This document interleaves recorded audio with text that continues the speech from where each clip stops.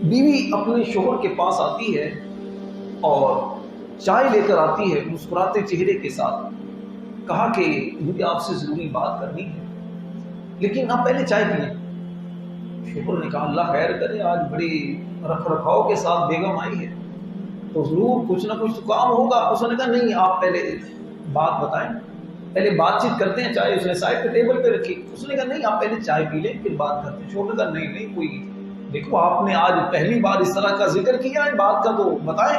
اس نے کہا نہیں، پہلے آپ چائے پی لیں، میں بات کرتی ہوں، میں کون سا بھاگی جا رہی ہوں. چلو تم کہتی ہو تو پی لیتا ہوں.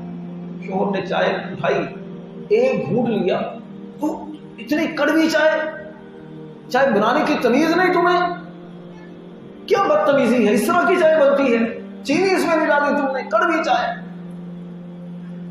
اس کی بیوی نے کپ اٹھایا، کہا آپ کی جو باتیں ہیں نا اس کڑوی چائے سے زیادہ کڑوی ہوتی ہیں. آپ سے 2 گھونٹ کڑوی چائے کے برداشت نہیں ہوئے، ذرا یہ بھی تو غور کریں اتنی کڑوی باتوں سے میں کیسے ساتھ رہ کر زندگی گزار رہی ہوں، کڑوی باتیں میں کیسے برداشت کرتی ہوں. کڑواہٹ جملوں کی انسان کی روح کو چھلنی کر دیتی ہے، روح کو بدمزہ کر دیتی ہے. مجھے بھی غور کرنا چاہیے، آپ کو بھی غور کرنا چاہیے. ہمارے لفظوں کی کڑواہٹ سے ہماری میٹھی زندگی کے اندر کہیں کڑواہٹ تو نہیں پیدا ہو رہی؟ جملے بعض اوقات اچھے ہوتے ہیں لیکن لہجہ اچھا نہیں ہوتا. کھانا لے کر آئے، کھا لو، کھا لیجیے. کہاں مر گئے تھے؟ خیریت ہے، اب کہاں تھے؟ اتنی دیر سے کال کر رہا ہوں، کہاں بزی رہتی ہو، کیا کرتی رہتی ہو سارا دن؟ خیریت ہے، آپ نے کافی دیر سے فون ریسیو کیا، کوئی پرابلم؟ یہ جملوں کا چناؤ انسان کی زندگی کو خوشیوں سے بھر دیتا ہے. اگر آپ کا تعلق اپنی بیوی کے ساتھ اچھا ہے نا، آپ ساری دنیا سے جنگ کریں جیت سکتے ہیں. بیوی سے آپ کا تعلق اگر اچھا نہیں ہے تو پھر ساری زندگی دنیا کو فتح کر لیں، سکون نہیں ملنے والا. ہم جب گفتگو کرتے ہیں تو گفتگو کرنے کے انداز مختلف لوگوں سے ہمارے مختلف ہوتے ہیں. نارمل حالت میں جب گفتگو کی جائے تو اس کے بارے میں قرآن پاک ہماری رہنمائی فرماتا ہے قولوا للناس حسنا، لوگوں سے اچھے انداز اور خوبصورت طریقے کے ساتھ گفتگو کرو. تو اس سے ہمیں یہ بھی ایک سیکھنے کو ملتا ہے کہ آپ کی جو بات ہو وہ بھی خوبصورت ہو اور باتوں کے اندر جو الفاظ ہوں وہ الفاظ بھی خوبصورت ہوں اور آپ کا انداز بھی خوبصورت ہونا چاہیے. اسی طرح قرآن پاک میں ایک اور جگہ بیان کیا گیا قولا معروفا، اور ان سے معروف بات کرو. معروف کے 2-3 معنی ہیں. ایک معروف کا معنی تو ہے بھلائی، اور ایک معروف اس طور پر بھی استعمال ہوتا ہے کہ جو مشہور ہوتا ہے، مشہور و معروف. تو اس سے ایک سیکھنے کو یہ بات بھی پتہ چلتی ہے کہ جب آپ کسی سے بات کریں تو ایسی بات کریں سامنے والا اسے قبول بھی کرے. ایسی بات نہ کریں کہ سامنے والے کو بات ہضم نہ ہو یا دنیا کچھ اور اسے مطلب لے اور آپ اس کا کوئی اور ہی پہلو بیان کریں جس سے سامنے والا بھی تشویش کا شکار ہو جائے. اسی طرح سلمانوی بعض اوقات گفتگو ہماری جب ہوتی ہے تو گفتگو کرنے کے دوران ایک چیز کی طرف قرآن پاک نے ہماری جو توجہ دلائی اس کے بارے میں قرآن فرماتا ہے یا ایھا الذین آمنوا اتقوا اللہ وقولوا قولا سدیدا، اے ایمان والو اللہ سے ڈرو اور سیدھی بات کرو. بات ہو سیدھی ہو، سچی بات ہو کہ جسے سامنے والا بھی قبول کرے. اس لیے کہ جب آپ بات سیدھی کریں گے تو اس کا اثر کیا ہوگا، امپیکٹ کیا پڑے گا، اس کے بارے میں بھی قرآن نے آگے بیان کیا یصلح لکم اعمالکم، کہ اس سے اعمال کی درستگی ہوگی، انسان کے کردار اس سے اچھا بنے گا. اسی طرح جب آپ بات والدین سے کریں تو اس بارے میں قرآن نے ہماری رہنمائی یہ فرمائی وَقُلْ لَهُمَا قَوْلًا كَرِيمًا، فرمایا کہ جب ماں باپ سے بات کرو تو اب کریم والی، کرم والی بات کرو. ایسی بات کرو جس سے ان کی ریسپیکٹ نظر آئے, ان کا پروٹوکول ایک نظر آئے, جس سے پتا چلے کہ آپ چھوٹے ہیں, بیٹے ہیں یا بیٹی ہیں, اور سامنے آپ کے بڑے ہیں, علماء کرام ہیں, یا کوئی بڑا ٹیچر ہے, یا کوئی ایسے انسان ہے کہ جو دوسروں کی تربیت کرنے والے ہیں.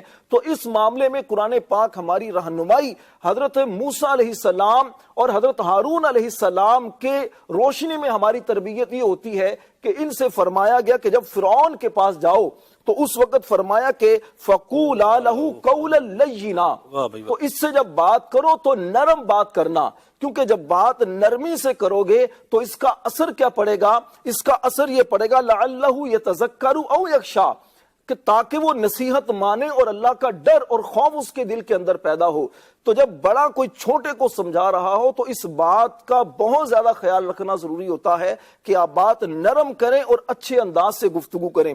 اسی طرح سلمان بھائی, جب کسی سے سوشل کانٹیکٹ کرنا ہو یا کوئی معاہدہ کرنا ہو یا ایسے لوگوں سے ہمیں گفتگو کرنی ہو, ایسے لوگوں سے ہمیں معاہدہ کرنا ہو جس کے بارے میں ہمیں لگے کہ یہ ہمیں دھوکہ دے سکتے ہیں, بڑے شاطر اور تیزران قسم کے لوگ ہیں, تو اس وقت قرآن پاک نے ہماری رہنمائی کیا کی؟ اللہ پاک نے فرمایا وَقُلْ لَهُمْ فِي أَنفُسِهِمْ قَوْلًا بَلِيغًا, کہ جب بات کرو تو اب واضح دو ٹوک بات کرو تاکہ بالکل کوئی ابہام اس بات میں نہ رہے. اور اسی طرح کہ جب نصیحت کرنے والے ہوں, جب آپ کسی کو سمجھانے والے ہیں تو بھی سمجھانے میں اپنے کردار کو پیش نظر رکھنا بہت ضروری ہوتا ہے. بڑے بڑے لیکچر دینا یہ آسان ہوتا ہے, بڑی بڑی باتیں کرنا آسان ہوتا ہے, لیکن اس پر عمل کرنا یہ بڑا مشکل عمل ہوتا ہے. اللہ پاک نے قرآن پاک میں ایمان والوں کو فرمایا یا ایھا الذین آمنوا لم تقولون ما لا تفعلون, اے ایمان والو ایسی بات کیوں کرتے ہو جس پر خود عمل نہیں کرتے. تو آپ اس بات کا بھی جائزہ لیتے رہیں کہ میرا اس معاملے میں عمل کیا ہے. اسی طرح کہ جب جاہلوں سے آپ مخاطب ہوں, کہ جوہلا ہیں, بے علم لوگ ہیں, انہیں بات کرنے کی تمیز اور ڈھنگ نہیں ہے, وہ آپ کو نہیں پہچانتے, تو ایسے لوگوں سے بات کرنے کے بارے میں قرآن نے کیا فرمایا؟ قالوا سلاما وَإِذَا خَاطَبَهُمُ الْجَاهِلُونَ قالوا سلاما, کہ جب مخاطبین سے آپ ہوں تو پھر اس میں آپ کوشش یہ کریں کہ ایسی بات نہ کریں کہ جس سے آپ کے لیے پریشانی کا سبب بن جائے. اسی طرح قرآن پاک میں اور مختلف جگہوں پر بات کرنے کے آداب اور مینرز کو بیان کیا ہے. اگر ہم صحیح معنوں میں قرآن پڑھنا شروع کر دیں, قرآن سمجھنا شروع کر دیں, تو یقین جانیے دنیا کے ہر معاملے میں ہماری رہنمائی قرآن پاک سے یقیناً ہو سکتی ہے. عید الفطر مسلمانوں کا مذہبی تہوار ہے.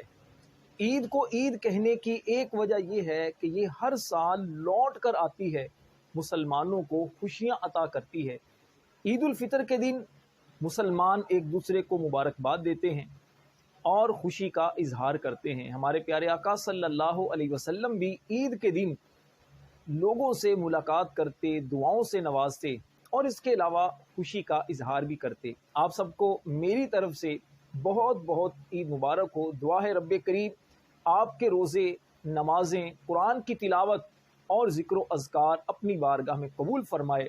اللہ آپ کو دنیا جہاں کی برکتیں نصیب کرے, اسی سال حج کی سعادت عطا فرمائے. یہ دعائیں اللہ میرے حق میں, میری فیملی کے حق میں بھی قبول فرمائے.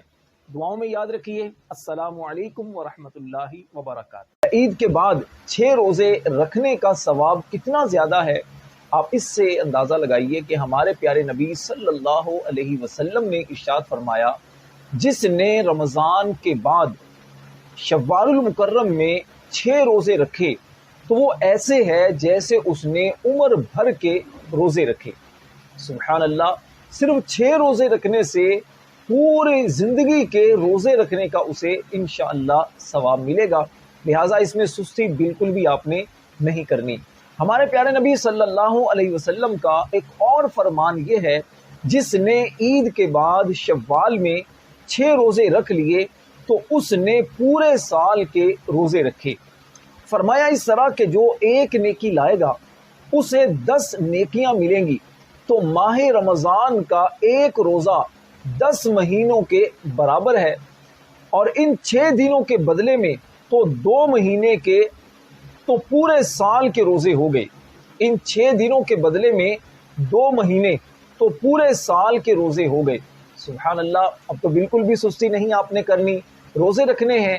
پیارے بچوں, زیادہ فضیلت ان روزوں کی وہ یہ ہے کہ ایک دن روزہ رکھیں, پھر 1-2 دن روزہ نہ رکھیں, پورے مہینے میں وقفے وقفے سے 6 روزے آپ نے پورے کرنے ہیں، اور اپنے پیرنٹس کو بھی آپ نے اس کی ترغیب دلانی ہے، ان کو بھی آپ نے عرض کرنا ہے کہ امی ابو بھی ان 6 دنوں کے روزے رکھیں، انشاءاللہ آپ کو بہت زیادہ ثواب بھی ملے گا، اور انشاءاللہ رمضان کا ایک لطف بھی آپ کو ان روزوں میں نصیب ہوگا۔